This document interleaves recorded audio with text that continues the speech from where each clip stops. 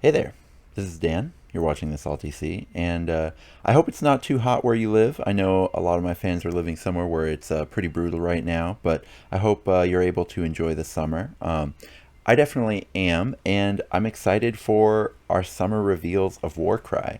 I think right now we're seeing so much, and it's kind of so disjointed and being shown in different places that I was kind of excited today to go over what we know, sort of put it all in one place, and talk about kind of how that affects us and you and everyone who's actually interested in this game and how this game is going to move forward. Um, so I'm just going to kind of go through every element of what we know so far and kind of what that could mean. So first of all, let's just go. We'll go from like most basic to least basic, right? So the box set that we're seeing, we know it's got these four tree terrain pieces, two warbands, a bunch of scatter terrain, a warband tome, and a new core book. And we just found out today that there's going to be a separate mystery warband. That was headline sort of snuck into the bottom part of the Horns of Hashut piece, and pretty exciting, honestly. We don't know what that is. Good chance it comes out tomorrow, and I will cover it when it comes out. Now, what this means for you, I would say look to grab the core book separately if you can, whether it's via eBay, if someone bought multiple boxes, if it's or someone bought a box just to break it out. If if they end up selling it on its own, that'll be a really great buy, because value wise for these boxes, I think they're only worth it if you like 2/3 of the terrain plus warbands, basically, because you'll get two of them and then one of just kind of extra plastic to kind of do experimental painting on whatever it is you want to do. So if you like the terrain and you like one of the two warbands, I would definitely grab the box. But if you only like one of the warbands and you don't love the terrain, or if you love the terrain but you don't like the warbands, there's going to be other similar terrain coming up later. And then also this mystery warband, I think, is a great way to do a mini buy-in if you don't love either of the two warbands, but you do like the terrain, because we are going to see more terrain like this later. The reason being, and this is kind of getting more onto what we know that there's now going to be quarterly release schedule and quarterly box sets, which is really exciting for a lot of reasons, but also to take some pressure off you. We also know there's going to be at least 8 warbands. I wrote this when that was true. Now we know there's at least 9 warbands. Occasional separate releases, right? We have this mystery warband coming in tomorrow. We know that we have this Centaurian Marshal, which could herald more monsters. I wouldn't be surprised if we see one of these, not monsters, they're like too small to be a monster, but sort of big, sort of high 200 point mark, maybe even low 300 point mark leaders. I wouldn't be surprised to see one for every Grand Alliance. So, kind of what this could mean for you. The last box set. So, first of all, it means that if you like this terrain, but you don't know that you love the terrain, stuff like that, the last box set is always going to still be available when the next box set comes out. So, if you're not thrilled on this one, that gives you a lot of leeway to kind of just wait for the next one, right? Most of us in the hobby space have 3 months worth of backlog on our shelves. If you don't, certainly grab it. But if you do have 3 months worth of backlog on your shelves, just paint that up and wait for the next box to come out. It's also gives you freedom for, if you see a box set come out, you didn't get the last one, you were telling yourself, okay, I'm gonna wait, I'm gonna maybe get one of these ones down the road. You see the new one come out and you actually decide that you prefer the last one. Well, the last one's still going to be available as the current one is coming out. So it won't be available from the GW store, but it'll be available online from other resellers. And you'll be able to kind of pick that up. And that gives you a lot of freedom with your purchases. It also means that, do you want to catch them all? I would say you don't. You really don't have to. It probably does not behoove you to. Um, However, if you do, the fact that all the terrain kind of is a single theme is kind of a nice reward because it'll all mix and match very well, is my sort of current theory with that. And so, as long as they're not redundant with each other, getting two of these four box sets or even getting three of these four box sets is just going to give you a ton of options to kind of create your own boards that could be really fun if you're looking at kind of playing in a sustained capacity. It's also really great if you're just starting with the game now, if you haven't purchased any of the previous box sets. Just getting two of the four this year it's going to give you enough stuff to be playing as if you've been playing forever, basically. So that can be a pretty big benefit. But I would not suggest trying to catch them all. One kind of addition to the really fast release schedule is we're getting a deluge of warbands coming up. 9 is a lot of warbands. The original game, 3 years ago, it shipped with 6 warbands. We got a 7th one about 9 months later, an 8th and 9th in Catacombs, which was about a year and a quarter, so maybe 15 months after the original, and then a 10th and 11th in Red Harvest. So that was 11 warbands in 3 years. Now we're going to go to 20 warbands in 4 years, at least 20 warbands in 4 years. That's a pretty big acceleration of our timeline. I have questions about whether it's sustainable. I don't think it is. However, it might be fun. And we have this pretty sweet map that before I knew about the quarterly releases, it seemed like just kind of a fluff piece map. And it still might be. These could just have nothing to do with what we're actually going to see. But I don't think it's unreasonable to guess that that these could be the actual warbands we see. The Tainted Wound could easily line up with Horns of Hashut. It could be a different Chaos warband. We know from some leaks that there is sort of a Chaos Legionaries warband coming in that would be in Slaves to Darkness. That could match with the Tainted Wound. So we could see... We already know that this Nurgle piece right here, that we have a Nurgle warband coming. So we could see, one Khorne, one Nurgle, one Tzeentch, an Ironjaws with 2 Gloomspite Gitz warbands, Ogres. I think Camp Fortune would probably be Cities of Sigmar. And then Deadfang's Tower is very Soulblight Gravelord.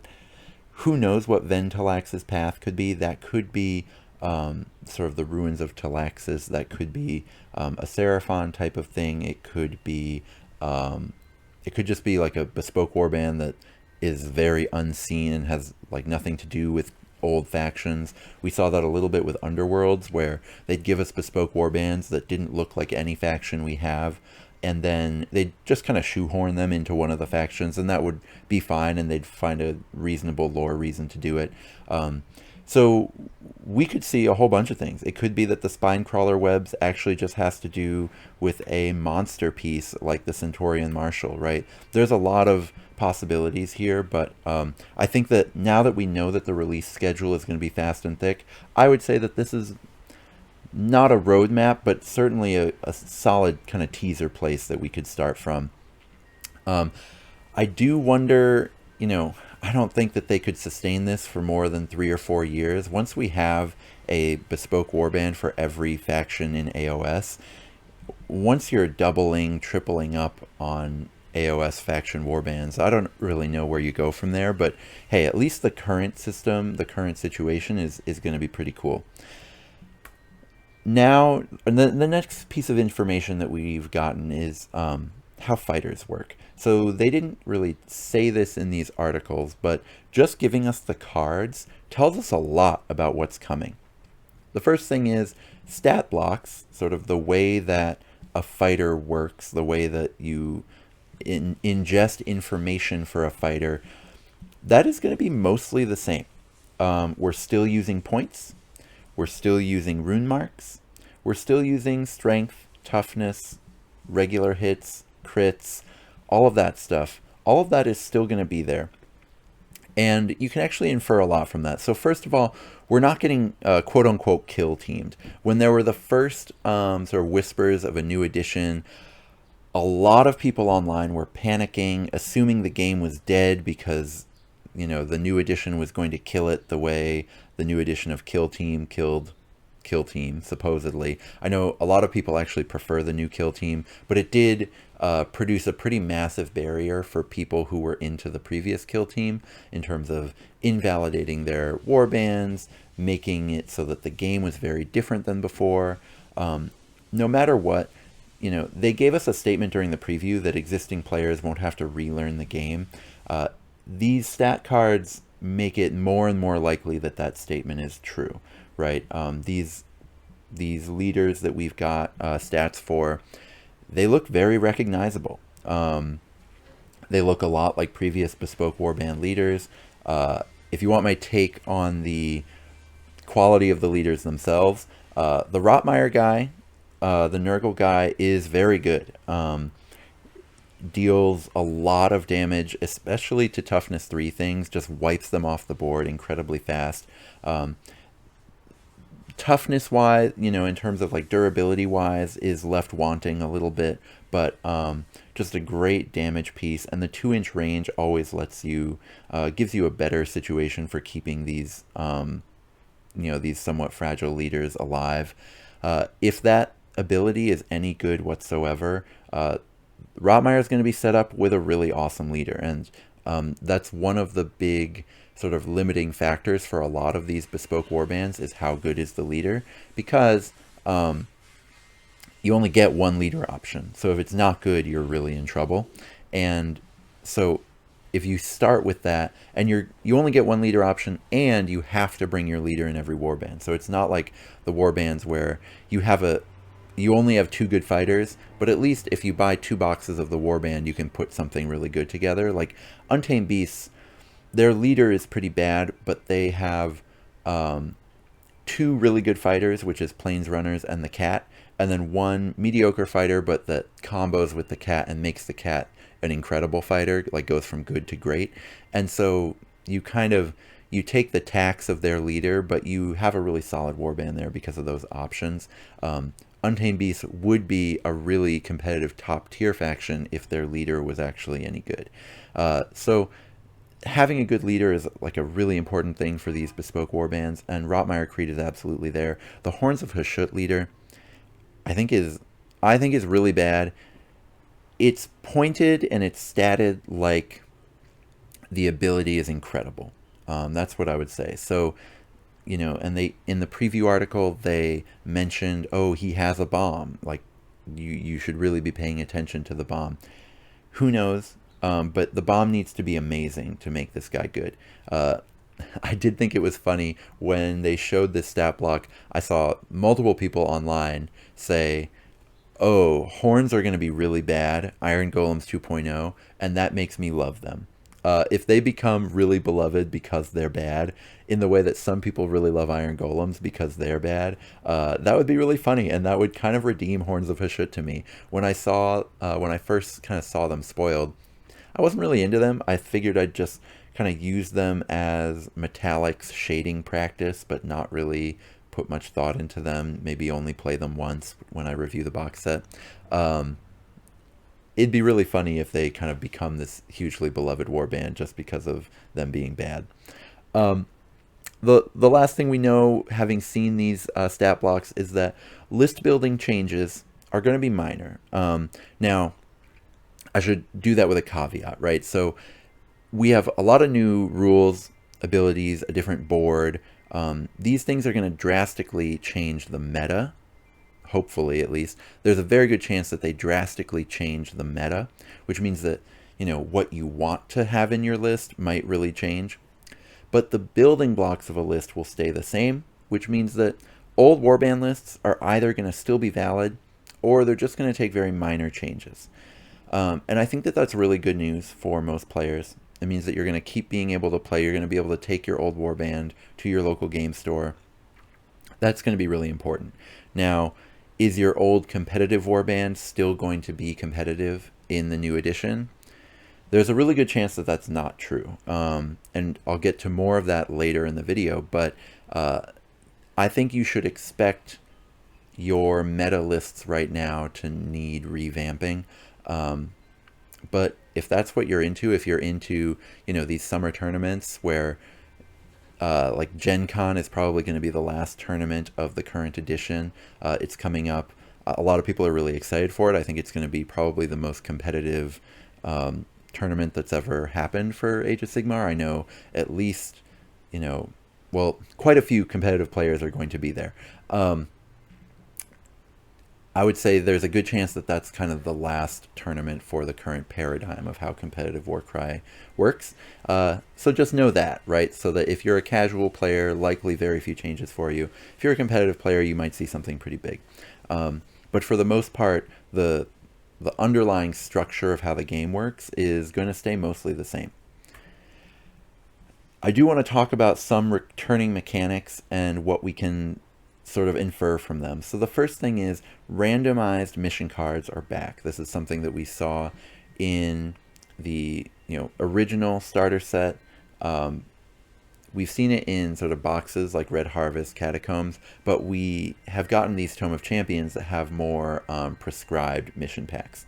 The other thing we're going to get, the dice, the tokens, they all look the same. There's been a little bit of debate over whether these tiny little dark blue with red splotch ones, is that just the X that we already have that's on the other side of this hourglass, or is that something that's sort of brand new, a new type of token, maybe to do with reactions? Who knows? It's possible if you can only react once per fighter, then it's possible that you use the tokens for that. But for the most part, all these tokens look the same as what we've already got, which I think is a good sign. I think also the dice look the same as what we've got, which means that the overall dice mechanic is likely here to stay, which is good. I actually think that the dice mechanic is one of Warcry's biggest strengths. We also see a ruler here. That means we're not getting the thing that they did for Kill Team that people hated so much, which was doing a circle means so many inches, a square means so many inches, and a triangle means so many inches, and everything in the game is a multiple of those things. You should expect to see, and especially having seen the fighter cards, you should expect to see movement and range work basically how they do now, which I think is great news. The 96 battle plan cards, 96 divided by 4 is 24. I think you should expect 24 in each deck, which means 12 new quote-unquote balanced missions, because they've been splitting them down the middle between balanced and unbalanced. Probably either 24 twists or 12 balanced twists and 12 crazy twists. I would expect 24 twists, and 12 sort of quote-unquote balanced deployments. There's a little bit to be trepidatious about here and a little bit to be excited about. So the Tome of Champions had kind of a 4 out of 6 hit rate as far as good quality missions. I've been starting to, the more I've played them and reflected on the games, previous games that I played with them, not all of the 4 good missions are among my favorite missions in the game. I think the 2 objective missions are some of the better objective missions we have in the game, but Scour is certainly a better version of what we had with that. But they're not all perfect, and I think that trophy kills, it's just like Reaper in Red Harvest.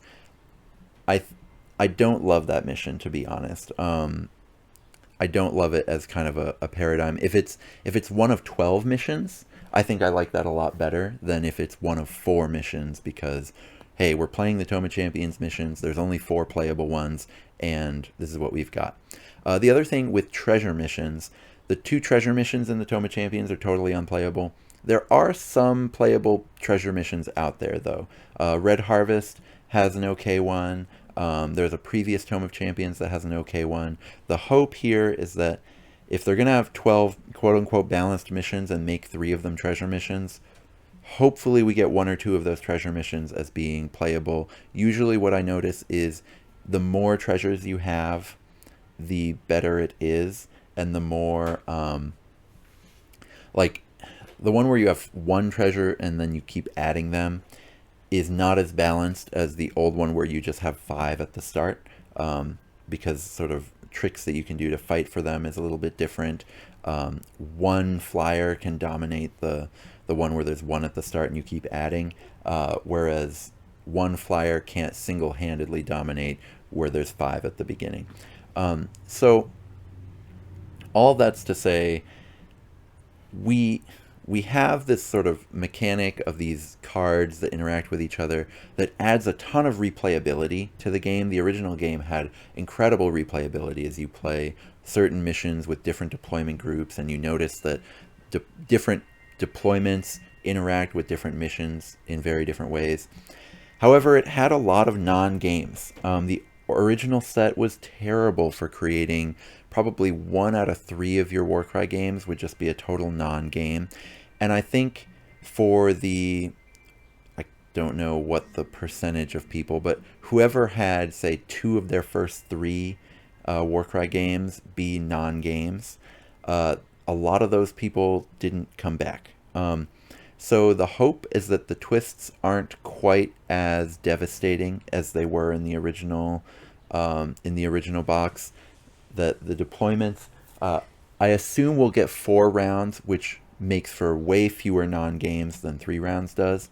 But the hope is that the missions and deployments have been chosen with a little bit of care to avoid those non-games. I think we have reasonable expectation that they will have done that, because certain other changes they make makes it seem like they do play their own game. There's really only one thing that they've continued doing that makes me feel like they don't know what's good or powerful in Warcry, and that's the sort of their insistence on making incredibly spammable, incredibly points efficient cheap units that just like invalidate every unit that costs more than 80 points and less than 180 points sometimes in the game. It doesn't completely invalidate them, that's an exaggeration, but that can be an issue that they do. That's really the only thing. Every kind of big outstanding issue from the original game, they've not necessarily solved, but they've taken steps to addressing it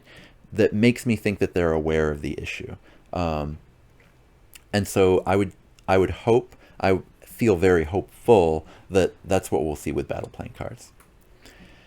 We also have new mechanics, and this is something that we've seen that also has a lot to dive into. So first thing, reactions. Left a placeholder here. That's okay, because we've got the picture of Breath of Cinder and Smoke, and there's a lot you can talk about there. So a fighter can make this reaction when an enemy fighter finishes a move action within 3 inches of them. That's really exciting. We've also got Warband tomes, which could mean a lot of different things. But let's start with reactions. Reactions have a ton of design space to them, because you can react to anything, right? We know from the sort of picture of the Rotmeyer reaction that we don't know anything about what it's a reaction to, because we're only seeing the left side.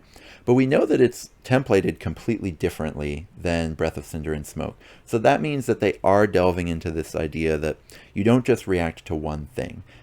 They first did reactions in the sort of arena supplement to Warcry, and you only reacted to getting attacked in melee, which was actually incredibly unbalanced because it was a huge buff to shooting forces. Now, that was offset by the fact that the arena was in a really small enclosed environment where it was a little bit easier to close in on the shooters. But having like 3 shooters in your list, or like just one shooter who could be body blocked by melee people, that shooter had just like a massive advantage. That might not be true here if every faction has a different type of reaction. For example, this Horns of Hashut reaction, regardless of what it is, it makes the Horns of Hashut a very kind of defensive counterpunchy warband, because anytime your opponent charges you, you get to react on them. So you'll have a little bit of a weakness to opponents that can hit you at range without having to charge you.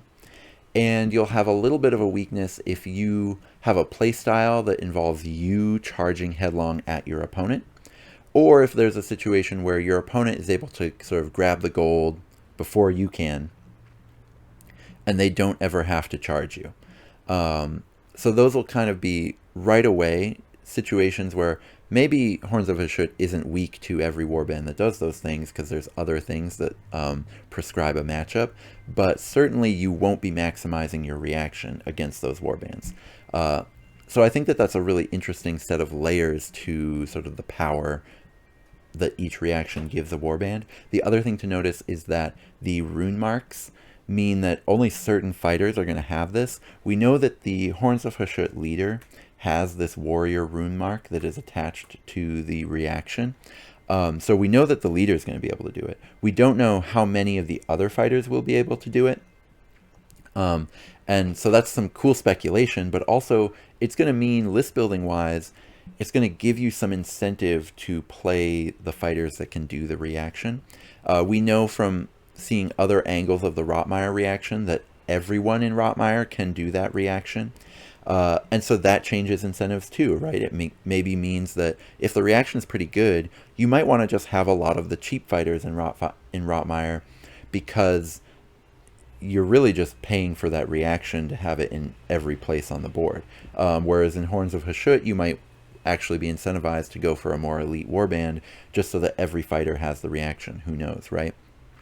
So that there's a lot of things to think about there, but you could conceive of reacting to all sorts of things. Like you could say this reaction triggers every time someone tries to shoot you, and now all of a sudden you have this incredible anti-ranged warband. Or this reaction triggers every time someone tries to disengage from you, and then you have this warband that's really incentivized to kind of get in your opponent's face right away to force them to try to reposition, and every disengage that you force your opponent to do, you get to sort of do something powerful, right? That would completely change your playstyle, and that's really exciting. I think there's a lot to be excited about for reactions there. A few people have been trepidatious, and I think that they have valid points about the idea that a broken reaction can make a warband, it can just like completely dominate the sort of play style of a warband and make it really problematic. That's absolutely true. That's also true right now of any warband with a broken chaff fighter. So for example, Tarantulos just like completely skews the game right now because spiders are unbalanced. Skaven and Stormcast Vanguard for a long time had this incredibly skewed situation because their cheap fighters, Giant Rats and Aetherwings, were unbalanced. That's something that you can, that kind of already exists, but this is another layer that can do that. Now, it is also another balancing tweak. I don't know how much you sort of trust Games Workshop as a balancing company in general, but you could give really broken reactions to warbands like Fire Slayers or Iron Golems that have really awful stats on their fighters, and this lets you kind of boost the power of those fighters without changing their points, right? So there's kind of a lot to think about there, and whether your excitement level for reactions is really gonna sort of vary quite a bit based on how much you trust the GW rules team to do good ones. The last few warbands they've come out with, I think, have been the best designed warbands they've ever done.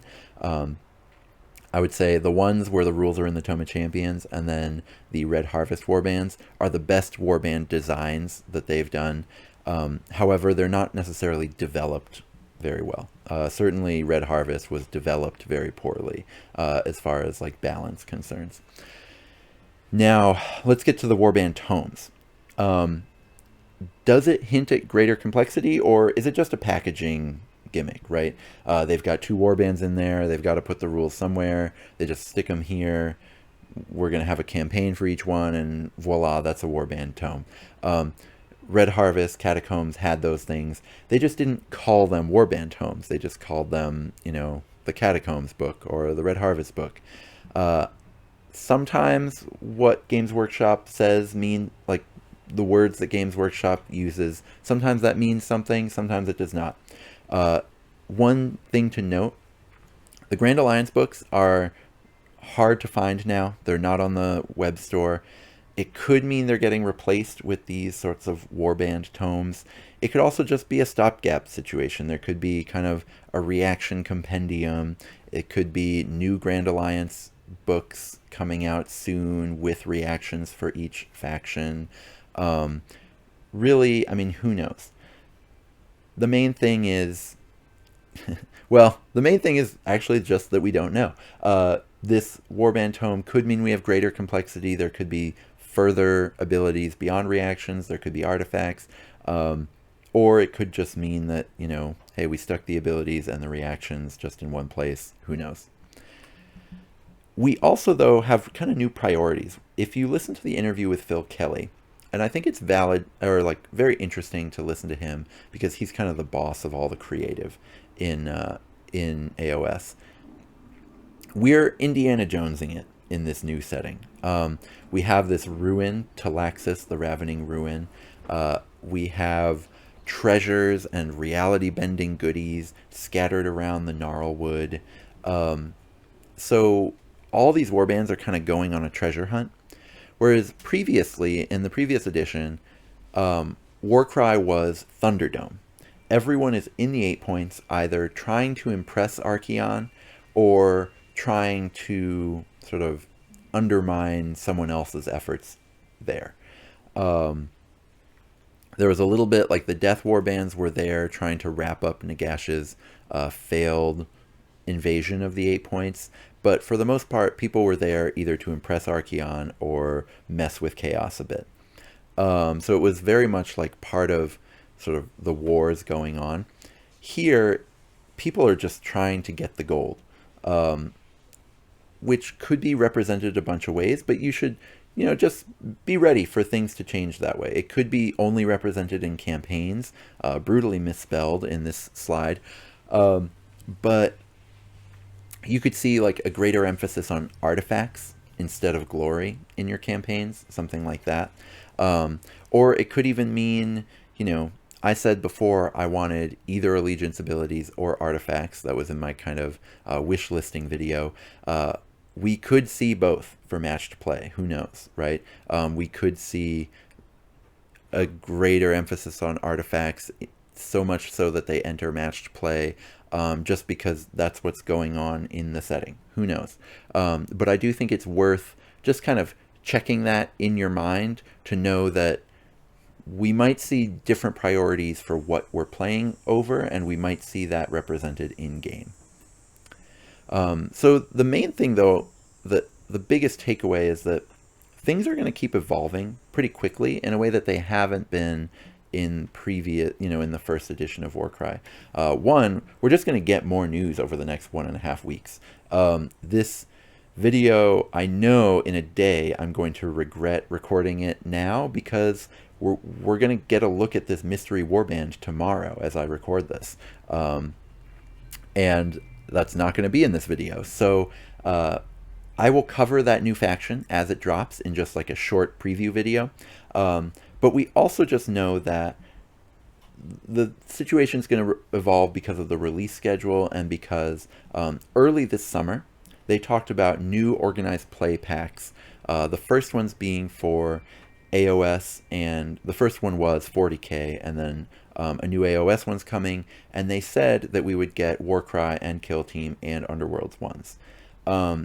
That is a pretty strong hint at greater support for a competitive scene in Warcry. I don't think they'll ever give it as much support, say, as Kill Team is currently getting, but I think we'll get significantly more than we have now, where, you know, Adepticon was kind of created for us, but all these other tournaments, they've been very community-led, sort of almost despite Games Workshop. There was no native Nova tournament. The Tabletop and Beyond podcast folks, by the way, check out their podcast. The Tabletop and Beyond podcast folks had to kind of step in and do their own work. The Gen Con thing, big tournament happening there, that was community-led. That was not, you know, Games Workshop doesn't have a big booth there where they said they'd do a big Warcry tournament. That was local Indiana Warcry players saying, hey, like, it'd be kind of a shame if we had this huge gaming convention and none of us showed up and played Warcry. So give a bunch of thanks to Jolly Zeno for doing that, right? But this is Warcry community-led stuff. There's a good chance that future events could be kind of facilitated by Games Workshop, and that would be really huge. We also know from the release schedule, one thing I didn't talk about is the continued influx of new warbands means that the game will never be static again, right? There could be a situation where, you know, one warband single-handedly changes kind of the meta, quote unquote, that you see because it's like very, very strong against 2 or 3 warbands that are currently at the top. With 4 releases a year, you know, I'd say every given release probably has about a 50-50 shot of being pretty significant that one of the 2 warbands is really good. People talk about, say, bespoke warbands being weaker than AOS ones, but it's generally not actually true, right? There's some common weaknesses that a lot of the not competitive bespoke warbands have, and those were worsened in the Tome of Champions when a lot of them took big nerfs that I think were not necessarily warranted. But you know, Tarantulos is a bespoke warband, and that's by far the most powerful warband in the game. Untamed Beasts has, you know, gotten legitimate, like, reasonable results at competitive tournaments. It seemed like everyone who took Untamed Beast to a competitive tournament in this last year has gone 2-2, which, yeah, they're not winning tournaments, but they're holding their own, right? And again, in tournaments that are mostly bespoke warbands. So there are bespoke warbands that are competing, and so I would say there's a really good chance that we see sort of very quickly evolving sort of terms of engagement with the game, which is pretty exciting. One thing also, though, about that quick evolution is it's going to be really hard for sort of completionists to keep up. Now, one thing I said before is you really don't need to feel the pressure of being a completionist, but I do want to just, again, really thank all of my patrons who make it possible for me to hope to try to keep up. With the current number, I still might not be able to do all 4, you know, like, I might not be able to grab hold of every single release that comes by, but I'll definitely be able to target most of them. And, you know, if you're watching this video and you're not a patron and you would like to see me be covering all 4, you know, get the word out.